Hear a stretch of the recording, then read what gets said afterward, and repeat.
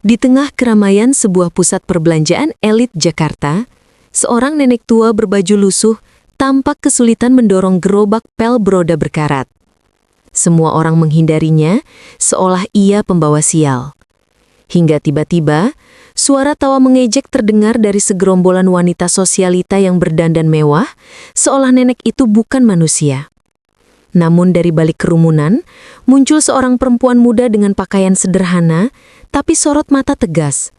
Ia berlari menghampiri sang nenek, menghalangi hinaan, dan dengan satu gerakan, melindungi nenek itu. Sejak saat itu, tanpa ia sadari, langkah kecilnya menarik perhatian seorang pria berjas hitam yang sedang memperhatikan dari kejauhan. Seorang pewaris tunggal grup bisnis raksasa. Takdir mereka pun mulai bergerak. Bukan lewat kemewahan, melainkan lewat kebaikan hati sederhana.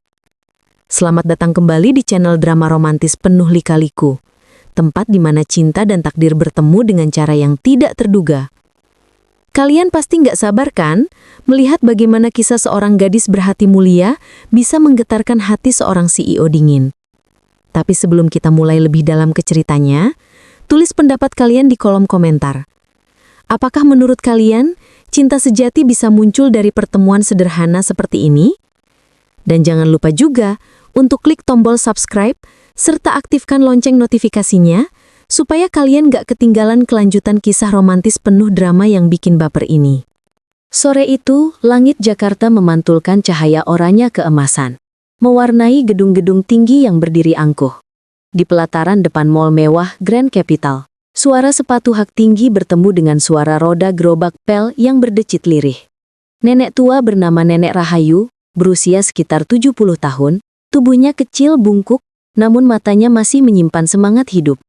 Ia bekerja sebagai petugas kebersihan untuk menafkahi cucunya, menyamar di tempat ini dengan satu tujuan tersembunyi, menguji hati para wanita muda yang mungkin kelak akan menjadi istri cucunya. Keramaian berubah menjadi tontonan ketika seorang sosialita muda dengan gaun merah mencolok melontarkan hinaan. "Masih jadi tukang pel di umur segini? Apa cucumu pengemis?" Katanya lantang, membuat orang-orang tertawa mengejek. Di tengah situasi itu, seorang wanita muda bernama Sia Karina, usia 26 tahun, datang membawa belanjaan bersama anak perempuannya Bebe, gadis ceria berumur 5 tahun, dengan rambut dikuncir 2 dan mata bulat polos. Sia mengenakan pakaian sederhana, blus putih dan celana panjang hitam. Namun postur tegap dan ekspresi wajahnya menunjukkan keberanian yang tak biasa. Tanpa pikir panjang, Sia berdiri di depan Nenek Rahayu. "Tidak ada pekerjaan yang hina," ucapnya mantap, lalu ia menarik Bebe ke belakang tubuhnya dan menatap tajam ke arah para penindas. Keramaian seketika hening. Sorot mata tegas dan keberanian Sia membuat para sosialita kikuk. Salah satu dari mereka mencoba mendorong nenek, namun Sia bergerak cepat dan menahan tangan itu. Ia tidak memukul, namun sikapnya cukup membuat mereka terdiam. "Kalau kalian berani ganggu nenek lagi," ucapnya tenang tapi menusuk, "kalian berurusan denganku." Dari lantai atas mall, di balkon kaca restoran eksklusif, seorang pria berjas hitam mengamati kejadian itu.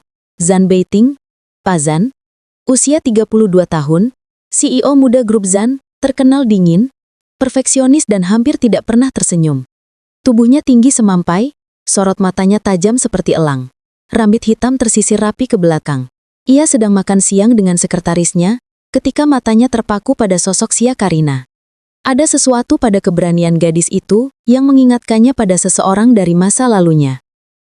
Nenek Rahayu yang ternyata adalah Nenek Zan Beiting, tersenyum kecil di balik kerutan wajahnya.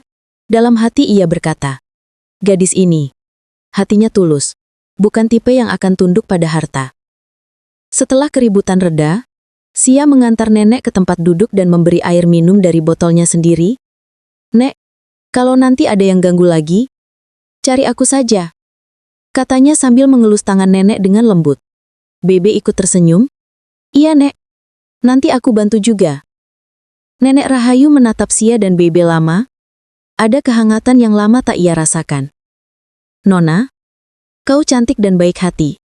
Dan mendidik anak dengan luar biasa," gumamnya pelan. "Kalau kalian jadi cucu menantuku dan cicitku, betapa bahagianya." Sia tertawa gugup. "Nenek, Jangan bercanda. Saya sudah punya anak. Beberapa hari setelah kejadian di mall, langit Jakarta sedang mendung tipis ketika Nenek Rahayu kembali mengenakan seragam petugas kebersihan lusuhnya. Kali ini, ia berada di taman kota yang sering digunakan orang-orang kaya untuk jogging pagi. Orang mungkin mengira nenek itu sekedar mencari nafkah, tapi sesungguhnya ia sedang melakukan uji ketulusan. Sebuah kebiasaan keluarga besar Zan untuk menemukan calon menantu yang benar-benar berhati baik. Sementara itu, Zan Beiting duduk di dalam mobil hitam mewahnya, memperhatikan dari kejauhan. Ia tidak sengaja membawa sebuah liontin giok setengah pecah, benda warisan keluarganya yang selama 6 tahun ia simpan dengan penuh keyakinan. Bagian lainnya telah hilang di laut saat ia diselamatkan oleh seorang gadis kecil dulu.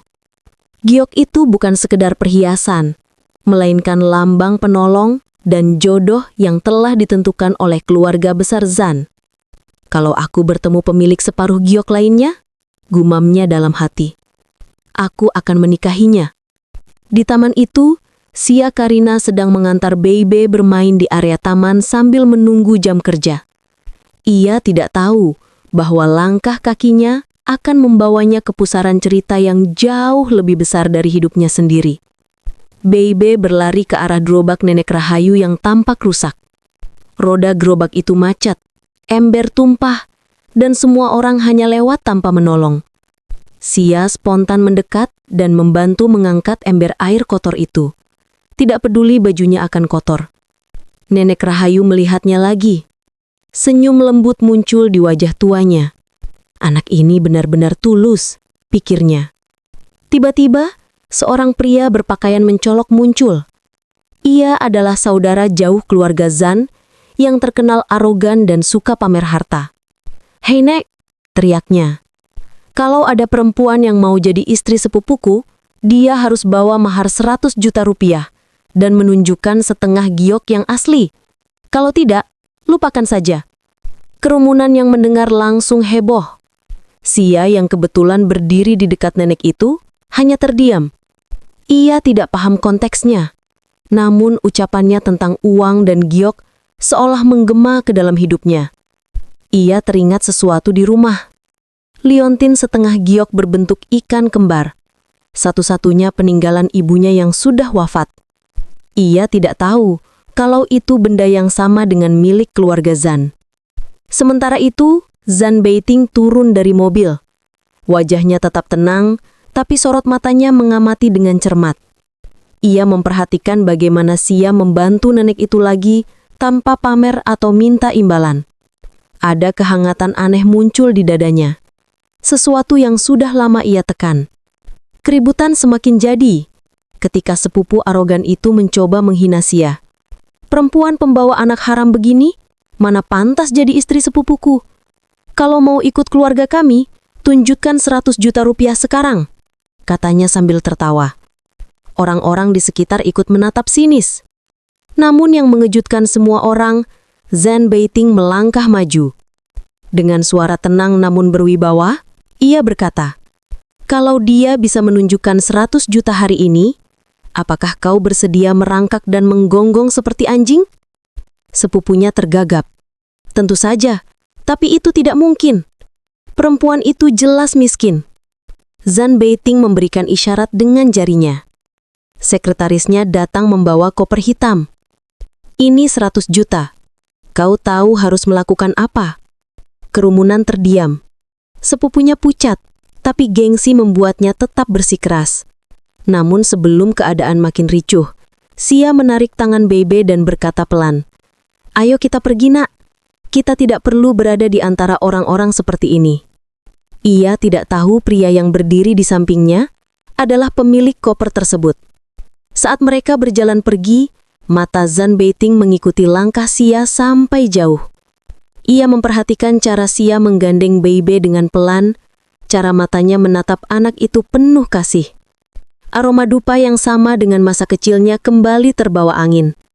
Perasaannya semakin yakin. Gadis itu bukan gadis biasa.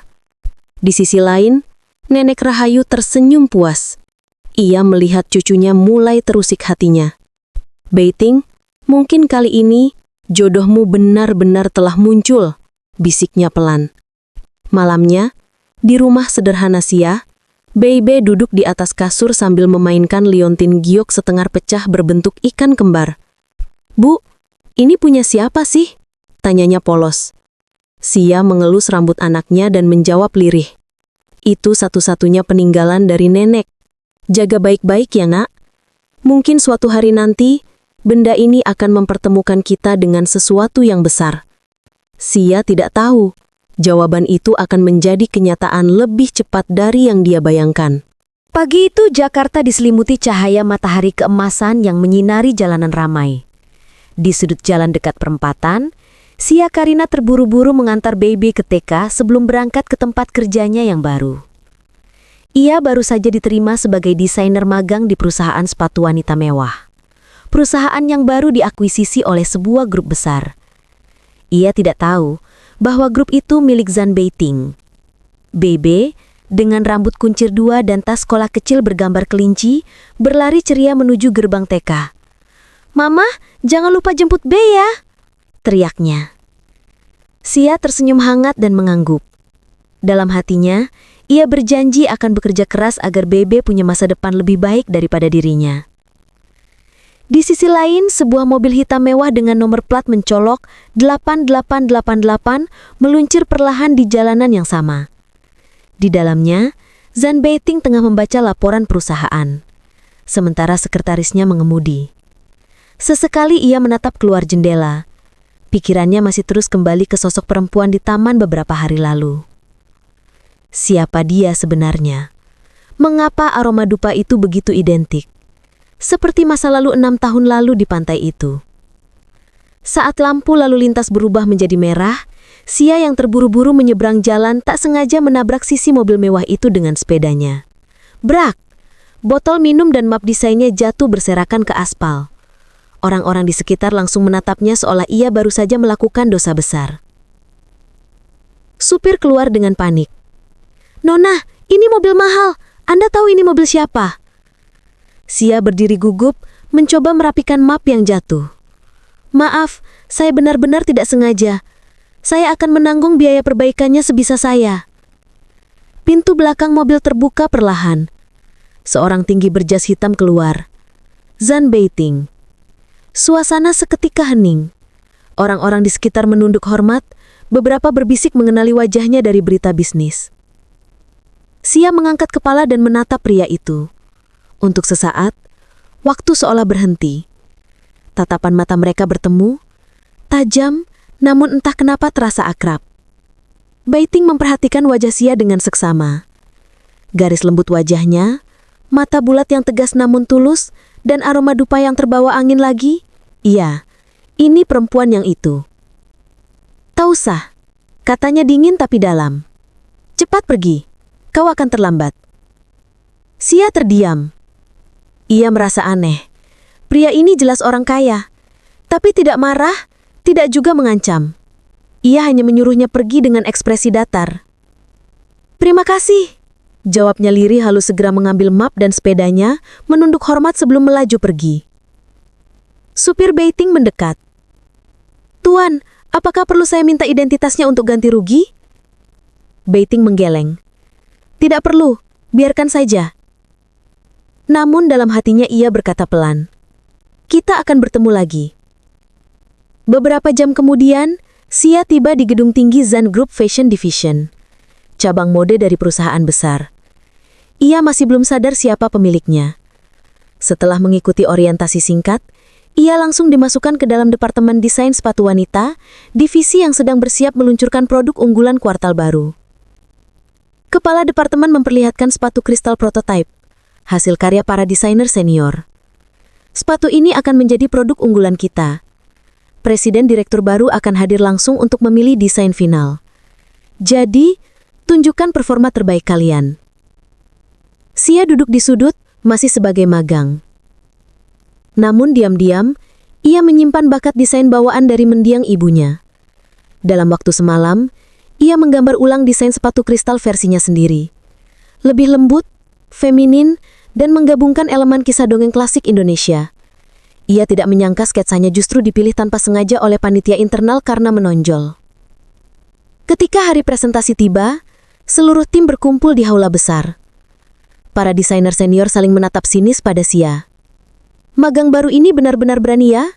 Berani tampil," bisik salah satu. Lampu aula meredup. Suara MC terdengar. "Selamat pagi. Presiden Direktur baru Grup Zan akan segera memilih desain sepatu unggulan kuartal ini. Mari kita sambut." Pintu terbuka. Semua orang berdiri. Dan masuklah Zan Beiting, dengan jas hitam elegan dan aura tegas menyelimuti ruangan. Sia terbelak-belak. Pria yang mobilnya ia tabrak pagi ini adalah bos besar di tempat kerjanya. Suasana semakin menegang saat MC melanjutkan, desain terpilih untuk dipresentasikan adalah rancangan sepatu kristal karya Nona Sia Karina, desainer magang. Semua mata tertuju padanya. Beberapa senior langsung protes. "Itu pasti kesalahan, tidak mungkin magang baru yang terpilih." Namun Beiting hanya mengangkat tangan, memberi isyarat untuk diam.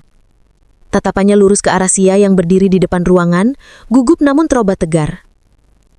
"Silahkan maju," katanya datar. Dengan napas bergetar, Sia melangkah ke depan panggung, menggenggam map desainnya. Tatapan Beiting tajam, namun bukan untuk menakuti. Ia sedang memastikan sesuatu. Perempuan ini benar-benar muncul di mana-mana. Ketika ia mulai menjelaskan konsep desainnya tentang cinta sederhana, dongeng masa kecil dan kenyamanan yang menyatu, seluruh ruangan terdiam. Suaranya mungkin lembut, tapi ide-idenya memikat. Bahkan Beiting yang terkenal dingin tidak berkedip sedikit pun. Di sisi ruangan, seorang desainer senior bernama Zawen tampak murka. Ia merasa Sia mencuri idenya. Padahal kenyataannya ide itu benar-benar asli dari Sia. Zawen akan menjatuhkannya setelah presentasi. Namun untuk sekarang, semua orang hanya bisa terpaku pada satu hal. Seorang gadis sederhana baru saja mencuri perhatian CEO dingin di panggung utama. Setelah presentasi sepatu kristal selesai, aula besar perusahaan masih bergemuruh. Banyak karyawan tidak menyangka bahwa desainer magang bernama Sia Karina bisa memukau presiden direktur yang terkenal dingin itu. Biasanya, Beiting hanya memberikan komentar singkat atau menolak mentah-mentah desain yang tak sesuai standarnya. Tapi hari ini, matanya tak lepas dari satu orang, Sia. Konsep ini segar, jujur, dan menyentuh sisi personal pasar wanita. Ucap Beiting dengan suara tenang tapi cukup untuk membuat ruangan terkejut. Mulai hari ini, Nona Sia Karina akan menjadi bagian dari tim inti proyek sepatu kristal. Serentak, ruangan hening. Beberapa orang saling pandang dengan ekspresi tidak percaya. Kepala departemen sempat ragu. "Tapi Tuan, dia hanya magang." "Saya sudah memutuskan," potong Beiting dingin, lalu berbalik meninggalkan ruangan dengan langkah tenang. Sia berdiri terpaku. Ia tidak menyangka keputusan sebesar itu bisa jatuh padanya dalam waktu sesingkat ini. Namun tatapan-tatapan tajam dari rekan-rekannya membuat dadanya sedikit bergetar. Ia sadar mulai hari ini hidupnya di kantor tak akan semudah kemarin. Beberapa hari kemudian, suasana kantor mulai menunjukkan tanda-tanda intrik internal. Zawen, desainer senior yang karyanya kalah, tidak tinggal diam. Ia menyebar gosip bahwa Sia hanyalah perempuan miskin yang beruntung dan mungkin ada hubungan rahasia dengan CEO. Dalam waktu singkat, banyak pegawai mulai menjauh dan memandang sinis. Di ruang kerja, Sia tetap fokus menggambar. Ia mengabaikan bisik-bisik di sekelilingnya, berusaha profesional. Tapi setiap kali ia berjalan melewati koridor, tatapan mata rekan-rekan seperti pisau tajam yang tak terlihat. Suatu sore saat semua orang bersiap pulang, kepala departemen datang membawa map tebal. "Sia, presiden direktur meminta revisi desain, tapi tenggatnya besok pagi." Besok pagi, Sia terkejut. Ia sadar itu hampir mustahil, tapi ia tidak mau mengecewakan. "Baik, saya akan kerjakan malam ini." Ruangan perlahan sepi, hanya lampu meja Sia yang masih menyala. Di luar hujan mulai turun pelan, menciptakan suasana dingin dan sunyi. Sia bekerja dengan serius. Tangannya menggambar ulang detail kristal dan ornamen sepatu sambil sesekali menghela napas panjang. Tanpa ia sadari, dari lantai atas kantor yang gelap, Zan Beiting tengah berdiri di balkon kaca ruangannya, memperhatikan dari kejauhan. Ia baru saja menyelesaikan rapat malam. Matanya terpaku pada satu titik cahaya kecil di bawah, meja Xia. Jam segini, dia masih di sana. Gumamnya pelan. Ada sesuatu dalam ketekunan gadis itu yang membuat dadanya terasa hangat, perasaan yang jarang ia rasakan sejak lama. Sekitar pukul 10 malam, Xia mulai menggigil. AC kantor terlalu dingin, hujan di luar semakin deras. Tiba-tiba lampu kantor mati sebentar karena gangguan listrik kecil. Dalam kegelapan itu, suara langkah sepatu terdengar mendekat. Tok tok tok. Masih kerja? Suara dingin tapi familiar terdengar dari belakang. Xia menoleh. Zan Beiting berdiri di sana, hanya mengenakan kemeja hitam tanpa jas, lengan digulung sampai siku. Rambutnya sedikit berantakan karena lembur. Ia tampak lebih manusiawi dibanding citra CEO kaku yang biasa terlihat. Pak Presiden Direktur, Xia panik berdiri. Saya hanya menyelesaikan revisi. Duduk, katanya tenang. Lalu berjalan ke meja sebelah dan memperhatikan sketsanya. Detail kristal di bagian atas lebih baik dari versi awal. Xia menunduk, gugup. Terima kasih, Pak. Beiting menatap jam tangannya. Kau sudah bekerja lebih dari 12 jam hari ini. Tidak semua orang punya etos kerja seperti itu. Proyek ini penting, Pak. Saya ingin memberi hasil terbaik. Jawab Xia pelan tapi tegas. Untuk pertama kalinya, sebuah senyum kecil muncul di sudut bibir Beiting. Hampir tidak terlihat, namun cukup untuk membuat suasana ruangan berubah. Ia menoleh ke arah luar jendela. Hujan deras. Tunggu di sini.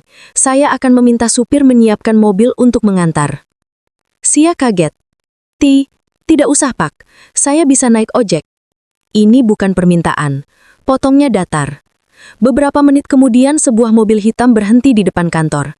Sekretaris Beiting sendiri yang mengantarkan Xia pulang. Para karyawan shift malam yang kebetulan lewat melihatnya masuk ke mobil mewah itu. Dan bisik-bisik pun mulai menyebar seperti api. Keesokan harinya, kantor heboh. Lihat, Xia semalam pulang naik mobil Presiden Direktur. Wah, benar dugaan kita. Magang tapi langsung naik mobil bos. Jelas ada sesuatu. Pantas desainnya dipilih, rupanya ada jalan belakang. Xia hanya bisa menunduk menahan perasaan campur aduk. Ia tahu ini akan terjadi, tapi tetap terasa menyakitkan ketika orang-orang tidak melihat kerja kerasnya. Namun, tanpa ia sadari, dari ruang Presiden Direktur, Zan Beiting memperhatikan semuanya lewat CCTV internal. Ia mendengar kabar gosip itu dari sekretarisnya. Alih-alih marah pada Xia, ia mulai merencanakan sesuatu. Kalau mereka ingin mengujinya, baik, kita lihat siapa yang bertahan. Dalam diam, perhatian Beiting terhadap Xia semakin mendalam, bukan hanya karena rasa penasaran tapi juga karena kagum pada keteguhannya. Beberapa minggu setelah malam hujan itu, hubungan Xia dengan rekan-rekan kantornya tidak juga membaik. Meski ia bekerja keras dan hasil desainnya selalu dipuji, bayang-bayang gosip tetap mengikuti kemanapun ia pergi. Namun, Xia memilih diam dan fokus. Dalam hatinya, ia hanya ingin membelikan kehidupan lebih baik untuk Beibe. Suatu pagi, kantor mengumumkan acara besar. Pameran desain sepatu internasional yang akan dihadiri investor dari luar negeri. Tim sepatu kristal dipilih sebagai fokus utama. Semua anggota diwajibkan lembur selama 3 hari penuh, termasuk akhir pekan. Xia menghadapi dilema. Ia tidak punya siapapun untuk menjaga Beibe di rumah. Sejak ibunya meninggal, Xia membesarkan Beibe seorang diri. Akhirnya, dengan berat hati, ia memutuskan untuk membawa Beibe ke kantor pada akhir pekan. Hari Sabtu pagi, suasana kantor masih sepi. Xia datang sambil menggandeng Beibe yang mengenakan dress kuning ceria dan membawa boneka kelinci kesayangannya. Ingat ya, Bei, jangan lari-lari, Mama harus kerja, katanya sambil mengelus rambut anaknya. Beibe mengangguk polos. Iya, Ma, Bei duduk manis. Di lantai atas, Zan Beiting sedang memeriksa laporan proyek bersama sekretaris. Sejak beberapa minggu terakhir, matanya sering secara tidak sadar mencari keberadaan Xia di antara para karyawan. Ia tidak pernah mengakuinya, tapi ada perasaan tenang aneh setiap melihat gadis itu bekerja serius. Ketika ia hendak turun ke ruang produksi, suara tawa kecil menggema di koridor. Ia berhenti. Dari ujung lorong muncul seorang gadis kecil berambut kuncir dua, memeluk boneka kelinci, tersenyum polos kepadanya. "Om Tinggi!" seru Bebe polos, sambil menunjuk Beiting. Beiting, yang biasanya dingin dan kaku terhadap siapapun, terpaku. Ia tidak tahu harus bereaksi bagaimana. "Om?" gumamnya pelan. Sekretaris di sampingnya hampir tersedak menahan tawa. Bebe mendekat dengan langkah kecil dan menatap wajah CEO itu tanpa takut. "Om kayak tokoh di TV yang suka bantu peri," katanya polos. Seketika ekspresi Beiting melunak, sesuatu yang jarang sekali terjadi. Tatapan tajamnya berubah menjadi bingung bercampur geli. Sia muncul tergopoh-gopoh. "Bebe, Mama sudah bilang jangan jalan jauh." Ia langsung menarik anaknya ke samping, lalu menunduk dalam-dalam ke arah Beiting. "Maaf Pak Presiden Direktur, anak saya tidak sopan." Beiting menatap Sia beberapa detik. "Anakmu?" "Iya Pak, namanya Bebe," jawab Sia pelan tapi tegas. Beiting kembali melihat ke arah anak itu. Bebe sedang memainkan bonekanya di lantai koridor, sama sekali tidak terpengaruh oleh aura CEO. Entah kenapa, pemandangan itu membuat dada Beiting terasa hangat. Ada bayangan samar masa kecilnya saat ia tersesat di pantai, diselamatkan oleh seorang gadis kecil dengan aroma dupa yang sama. Hari itu, Bebe duduk manis di sudut ruang desain sambil menggambar dengan krayon. Para pegawai yang awalnya mencibir, perlahan mulai luluh melihat kelucuan dan kepintarannya. Ia menyapa semua orang dengan sopan, bahkan membantu mengambilkan pensil atau kertas. Aura cerianya seperti matahari kecil di tengah tekanan kerja. Sia sempat khawatir kehadiran Bebe akan merepotkan. Namun ternyata, Bebe justru membuat tim lebih rileks. Bahkan beberapa desainer senior yang awalnya membencinya, mulai mencuri-curi senyum melihat interaksi anak itu. Zawan yang masih menyimpan dendam memutar otak untuk menjatuhkan Sia. Ia memperhatikan dari jauh dengan mata licik. Anak itu bisa jadi titik lemah, pikirnya. Sore harinya, Beiting turun langsung ke ruang desain untuk meninjau perkembangan proyek. Semua orang berdiri menyambut. Namun langkahnya terhenti saat melihat pemandangan tak biasa. Bebe sedang duduk di kursi putar mengenakan sepatu kristal mini prototype dan berputar sambil tertawa. "Lihat Mah, Be jadi putri kristal!" teriak Bebe sambil tertawa riang. Semua orang tertawa kecil. Sia panik. "Bebe, itu sepatu mahal, jangan dipakai." Namun sebelum ia sempat menghentikan, Beiting melangkah mendekat. Semua orang terdiam menahan nafas. Dalam bayangannya CEO akan marah besar. Tapi yang terjadi malah sebaliknya. Beiting jongkok perlahan di depan Bebe, membantu mengikat tali sepatu itu dengan hati-hati. "Kalau kau jadi putri, harus pakai sepatu ini dengan benar," katanya tenang. Bebe senyum cerah. "Makasih Om Tinggi." Suasana ruangan berubah total. Semua pegawai menatap tak percaya. CEO mereka, yang biasanya dingin seperti es, kini jongkok di depan seorang anak kecil dan mengikatkan tali sepatu dengan ekspresi lembut. Momen itu tersebar cepat lewat bisik-bisik seluruh kantor. Malamnya ketika semua orang pulang, Sia mendapati Beiting berdiri di balkon kantor menatap lampu kota. Ia menghampirinya dengan hati-hati. "Pak Presiden Direktur, maaf atas kehadiran anak saya. Saya berjanji ini tidak akan mengganggu pekerjaan." Beiting menoleh. Tatapannya lembut. Berbeda dari biasanya. Dia anak yang pintar. Tidak perlu minta maaf. Sia menatapnya heran. "Bapak tidak keberatan?" "Tidak." Beiting memandang ke arah langit. "Anak itu mengingatkanku pada seseorang dari masa lalu." Sia diam. Dalam hati kecilnya, ada perasaan aneh yang mulai tumbuh. Seperti sesuatu sedang bergerak perlahan antara mereka. Hari-hari berikutnya berjalan cepat menjelang pameran internasional. Tim desain sepatu kristal bekerja keras siang malam. Sia semakin diakui karena kemampuannya, meskipun masih ada beberapa orang yang enggan menerima kehadirannya. Di antara mereka, Zawen tidak tinggal diam. Ia tidak bisa menerima kenyataan bahwa posisi dan pengaruhnya perlahan tergeser oleh anak magang yang datang dari kalangan bawah. Maka lahirlah sebuah rencana licik.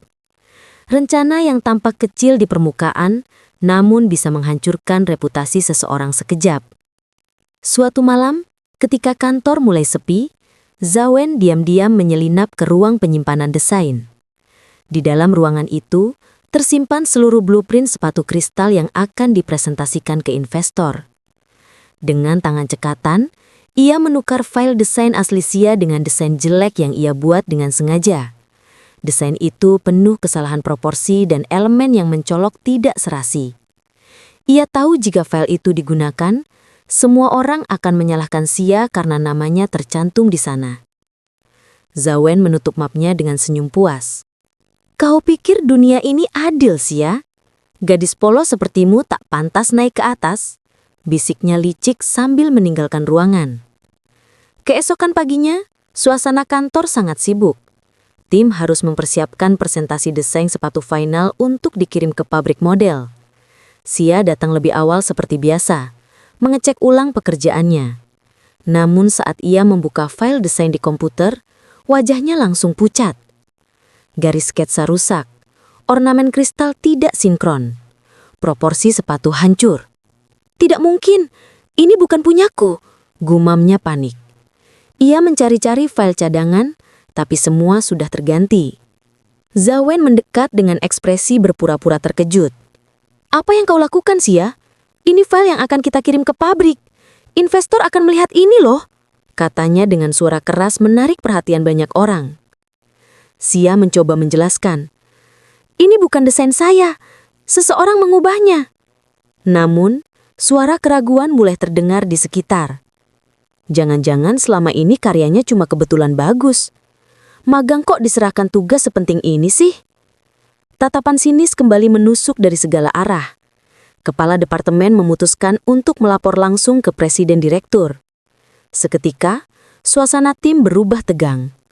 Sementara itu, Zhan Beiting sedang berada di ruang rapat bersama jajaran direksi. Ketika laporan insiden itu masuk, wajahnya langsung berubah serius. Ia meminta semua orang diam, lalu berkata singkat, "Bawa file itu ke ruang saya, sekarang." Beberapa menit kemudian, Sia berdiri gugup di depan ruang presiden direktur. Tangannya menggenggam map dengan keringat dingin. Dalam hatinya, ia merasa seperti akan dipecat. Ia ingat wajah Bebe dan berusaha menahan air mata. Pintu terbuka, Beiting duduk di kursinya, mengenakan kemeja putih dengan lengan digulung, wajahnya serius dan tajam.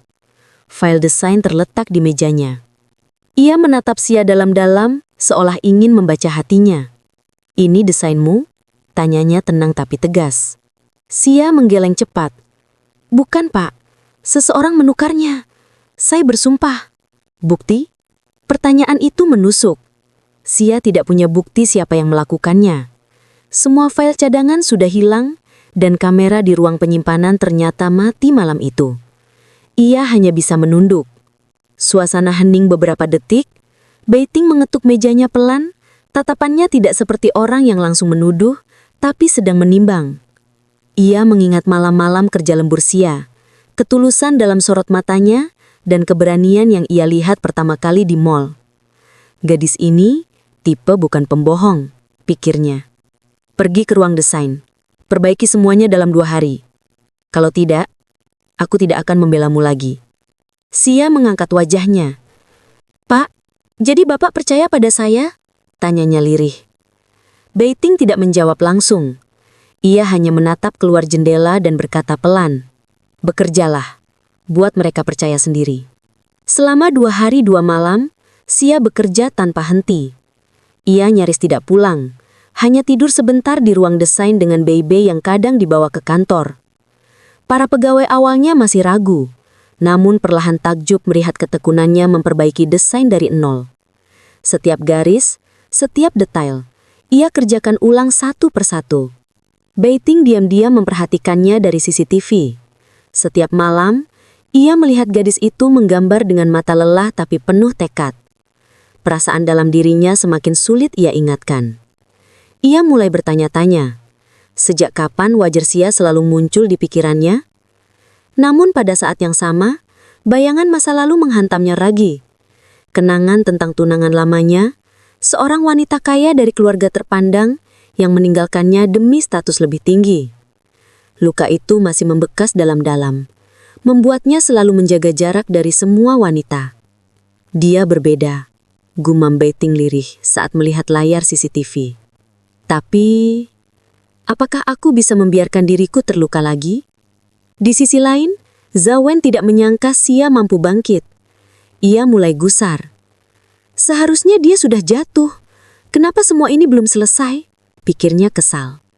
Maka ia menyusun rencana lanjutan. Menjatuhkan Xia bukan lewat desain, tapi lewat kehidupan pribadinya.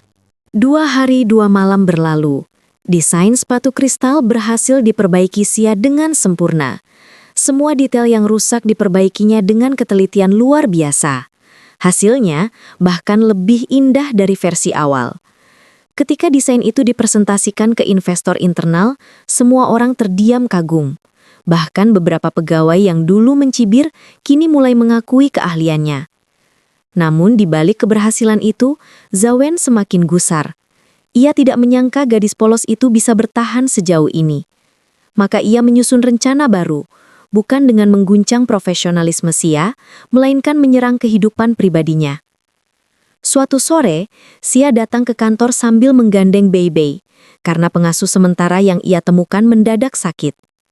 Ia meminta izin pada kepala tim untuk membawa anaknya sebentar ke ruang desain. Semua berjalan baik hingga jam makan siang, saat Xia harus naik ke lantai atas untuk meeting singkat. "Bei, duduk di sini ya, Mama cuma sebentar," katanya sambil mengelus kepala anaknya. Bei Bei mengangguk dengan polos, menggambar di kertas bekas desain. Namun ketika Xia kembali ke ruangannya, Bei Bei sudah tidak ada. Panik, Xia berlari menyusuri lorong kantor, memanggil nama anaknya. "Bei Bei, Bei!"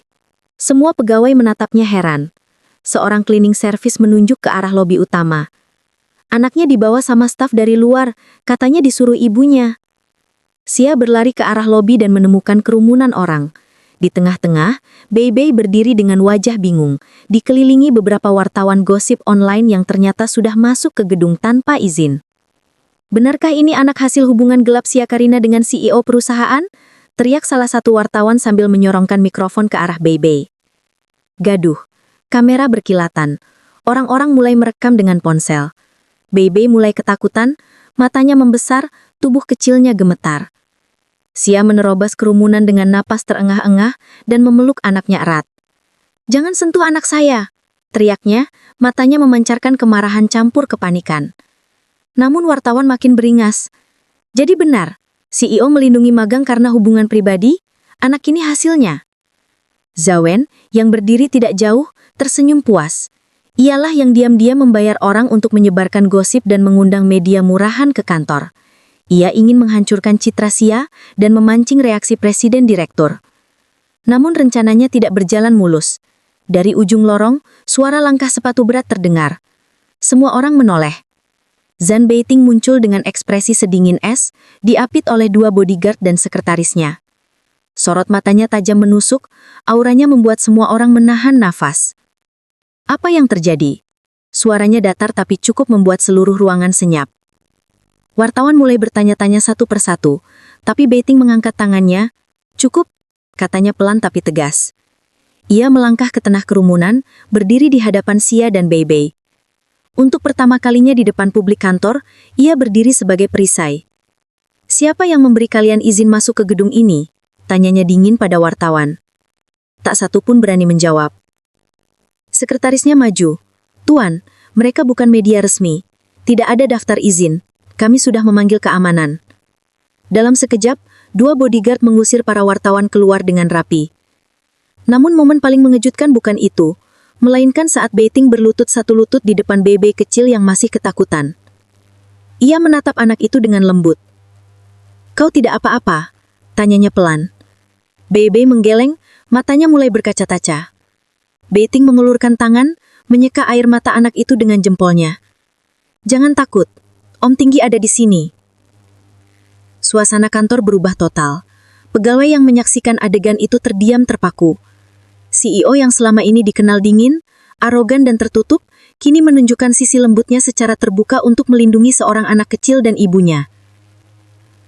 Setelah keadaan tenang, Beiting membawa Xia dan Bei Bei ke ruang rapat pribadi.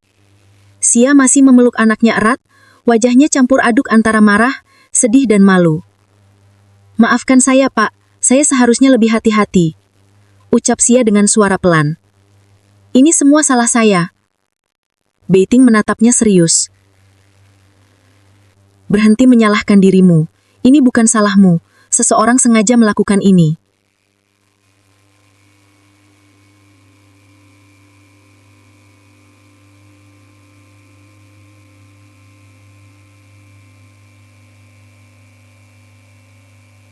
Beberapa hari setelah insiden gosip di kantor, berita tentang CEO dingin yang melindungi wanita magang dan anak kecil tersebar cepat di media bisnis.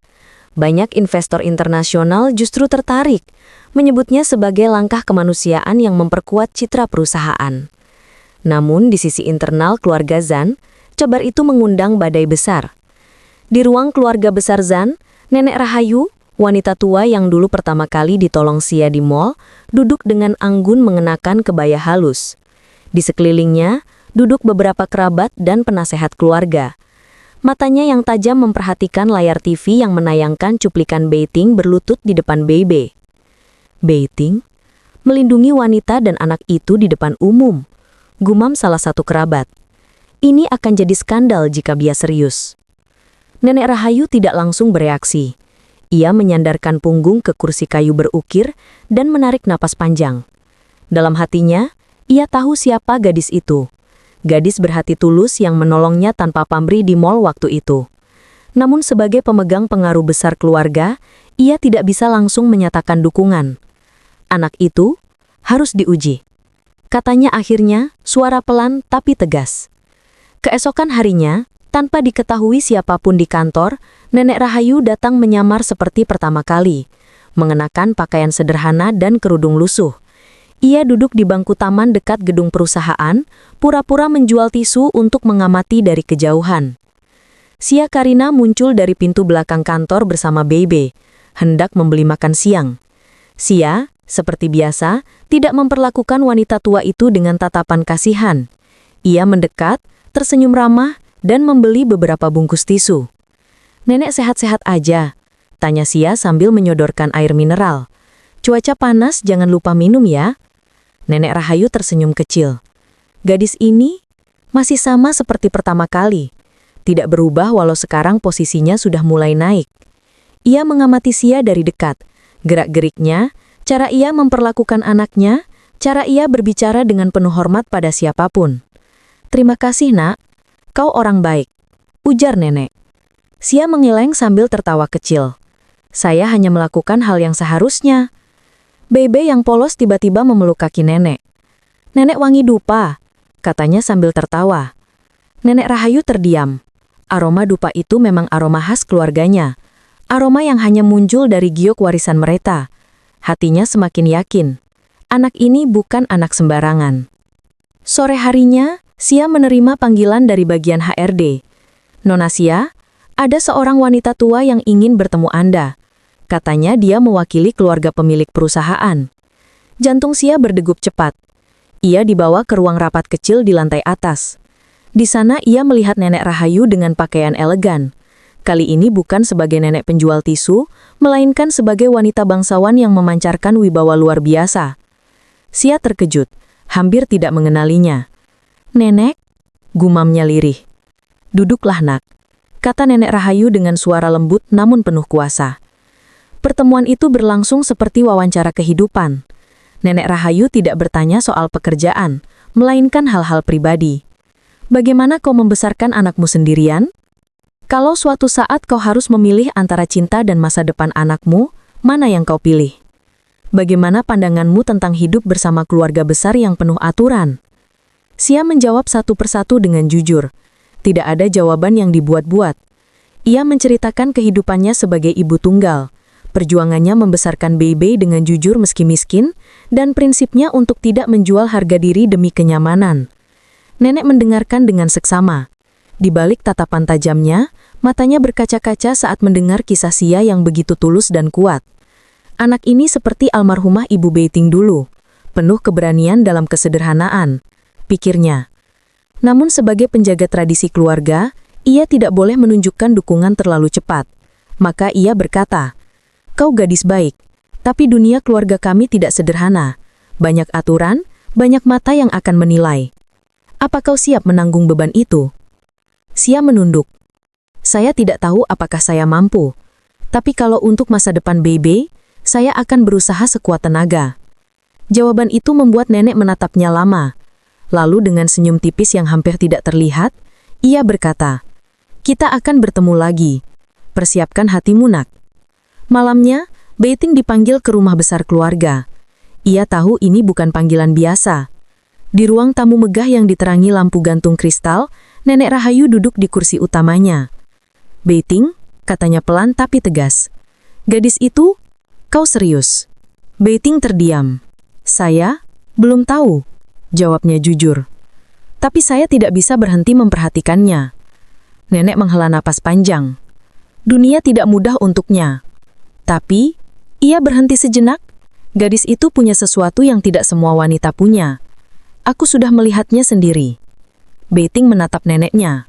Jadi aku akan mengujinya. Kalau dia benar-benar layak, aku sendiri yang akan menyambutnya sebagai cucu menantu, jawab nenek dengan nada mantap. Beiting terdiam lama. Dalam hati kecilnya, ia merasa campur aduk antara harapan dan ketakutan. Ia tahu ujian neneknya bukan ujian biasa. Malam itu, langit Jakarta dihiasi gemerlap lampu kota. Di sebuah gedung megah bergaya kolonial modern milik keluarga Zan, acara pertemuan keluarga besar dan investor elit digelar.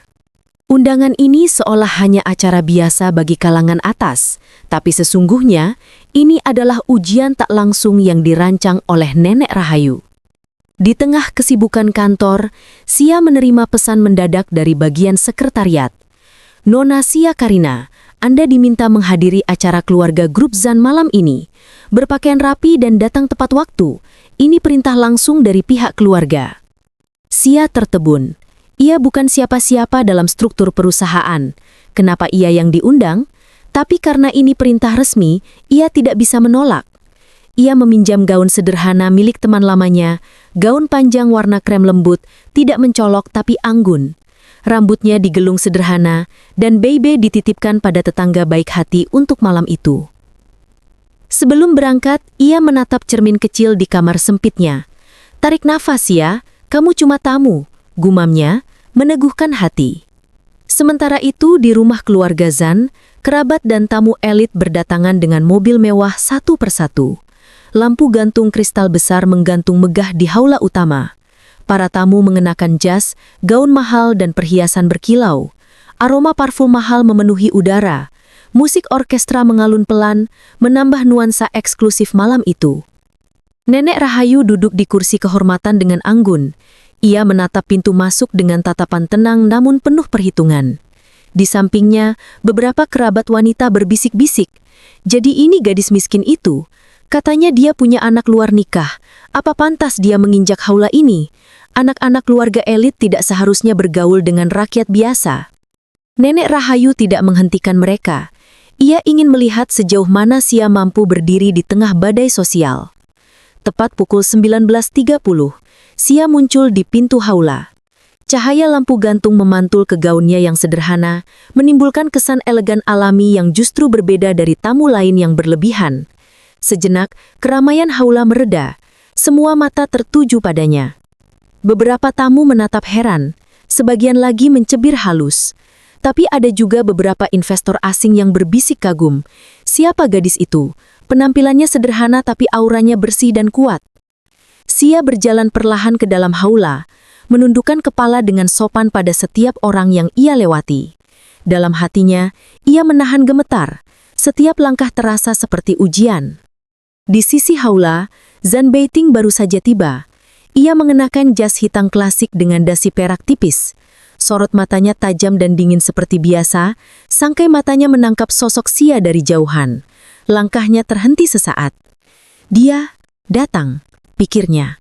Hatinya bergetar halus, perasaan aneh yang belum pernah ia rasakan dalam acara keluarga sebesar ini. Biasanya ia muak dengan pesta seperti ini, tapi malam itu berbeda. Beiting berjalan mendekati Sia. Para kerabat langsung berbisik lebih keras. "Lihat, dia menyapanya langsung." Saat Beiting berdiri di hadapan Sia, suasana haula seketika hening. Semua mata memperhatikan. "Kau datang," katanya datar, namun matanya tidak bisa menyembunyikan nada kagum samar. Xia menunduk hormat. Terima kasih atas undangannya, Pak. Panggil aku Beiting malam ini. Ini acara keluarga, katanya tenang, seolah menyiratkan bahwa kehadirannya tidak sekadar formalitas pegawai. Bisik-bisik langsung menyebar sebagai api. Beberapa tamu wanita muda, calon pasangan politik yang selama ini dijodohkan dengan Beiting, langsung menunjukkan ekspresi tidak suka. Acara berjalan tapi ujian sebenarnya dimulai dalam bentuk percakapan halus dan tatapan tajam. Xia didekati oleh beberapa tamu wanita bangsawan yang pura-pura ramah, namun menanyakan pertanyaan tajam. Jadi, Anda seorang ibu tunggal ya? Wah, pasti berat hidup di bawah ya?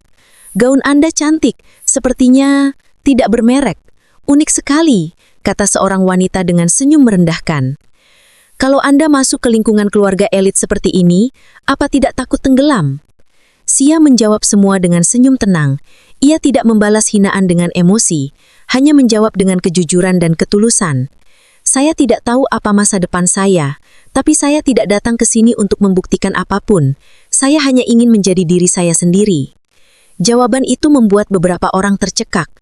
Mereka terbiasa dengan persaingan status, bukan kejujuran seperti ini. Zawen, yang ternyata juga hadir malam itu sebagai desainer senior resmi perusahaan, memperhatikan dari jauh dengan mata licik. Ia sudah bekerja sama dengan salah satu sepupu perempuan Beiting untuk mempermalukan Xia di depan keluarga besar. Ketika sesi makan malam tiba, Zawen dan sepupu itu pura-pura tersandung di dekat meja utama, menjatuhkan gelas anggur merah ke arah Xia. Semua orang menahan nafas. Namun dalam sepersekian detik, Beiting melangkah cepat dan berdiri di depan Xia, tubuhnya menahan cipratan anggur tersebut. Jas hitamnya terkena noda merah, tapi ia tidak peduli. Semua orang terkejut. Beiting menatap pelayan dan sepupu itu dengan tajam. Jangan ulangi, katanya dingin. Aura CEO-nya muncul begitu kuat hingga mereka langsung menunduk ketakutan. Nenek Rahayu memperhatikan dari kursinya dengan mata yang semakin dalam. Ia melihat sesuatu yang jarang muncul di diri kukunya. Perlindungan instingtif, bukan akting. Itu ketulusan. Malam berakhir dengan berbagai mata menilai Xia. Ada yang menghina, ada yang kagum. Tapi satu hal jelas, gadis sederhana itu berhasil berdiri tegak tanpa menjilat, tanpa terintimidasi. Dan yang lebih mengejutkan lagi, Beiting berdiri di sisinya sepanjang malam, seolah mengirim pesan diam-diam pada semua orang. Beberapa hari setelah acara keluarga besar itu, suasana kantor mulai berubah. Banyak pegawai yang dulu meremehkan Xia, kini mulai menghormatinya. Mereka tidak lagi melihatnya hanya sebagai magang yang beruntung, tetapi sebagai sosok yang berani berdiri di tengah tekanan sosial yang berat. Sementara itu, Nenek Rahayu diam-diam memperhatikan perkembangan Xia. Di dalam hatinya, ia semakin yakin. Tapi sebagai penjaga garis keluarga Zan, ada satu ujian terakhir. Ujian yang tidak bisa dilalui oleh kepura-puraan, melainkan hanya oleh takdir. Giok keluarga. Suatu pagi, Beiting menerima panggilan mendadak dari neneknya. "Bawa gadis itu ke rumah malam ini," kata nenek singkat. "Aku ingin menunjukkan sesuatu." Nada suaranya tegas, tidak memberi ruang penolakan. Malamnya, Beiting menjemput Xia dengan mobil pribadinya. Xia yang terkejut sempat menolak, namun Beiting hanya berkata, "Ini penting, percayalah." Perjalanan mereka berlangsung dalam keheningan. Hanya suara mesin mobil dan detak jantung Xia yang terdengar jelas dalam dirinya. Ia merasa seperti akan menghadapi sesuatu yang sangat besar. Sesampainya di rumah besar keluarga Zan, suasana lebih hikmat dari biasanya. Nenek Rahayu duduk di ruang tengah, mengenakan kebaya hijau zamarut dengan perhiasan giok tua di lehernya. Di hadapannya, sebuah kotak kayu antik diletakkan di atas meja. "Duduklah," kata nenek lembut tapi berwibawa. Xia dan Beiting duduk bersebelahan. Hati Xia berdegup kencang. Nenek membuka kotak itu perlahan. Di dalamnya terdapat setengah liontin giok berbentuk ikan kembar dengan ukiran khas keluarga Zan. "Ini," kata nenek pelan, "adalah warisan keluarga kami. Liontin ini hanya akan menyatu dengan separuh lainnya yang dipegang oleh seseorang yang, menurut legenda keluarga, ditakdirkan untuk menjadi bagian dari keluarga ini. Beiting menatap giok itu. Ia mengenalinya. Itu separuh liontin yang ia simpan sejak kecil, yang hilang di laut saat ia diselamatkan. Nenek melanjutkan, "Beiting, bawa liontinmu." Beiting mengeluarkan liontin giok setengah pecah dari dalam jasnya. Cahaya lampu gantung memantul lembut pada permukaannya. Separuh lainnya hilang 6 tahun lalu, katanya lirih. Nenek menatap Sia tajam. "Sia, kau punya sesuatu yang anehnya membuatku mengingat aroma masa lalu. Apakah kau punya perhiasan unik?" Sia terdiam. Ia mengingat liontin peninggalan ibunya. Liontin yang selalu digantung di kamar Bebe. Tangannya bergetar saat ia mengeluarkan liontin itu dari tas kecilnya. Ruangan seketika sunyi. Saat liontin itu diletakkan di atas meja, semua orang menahan napas.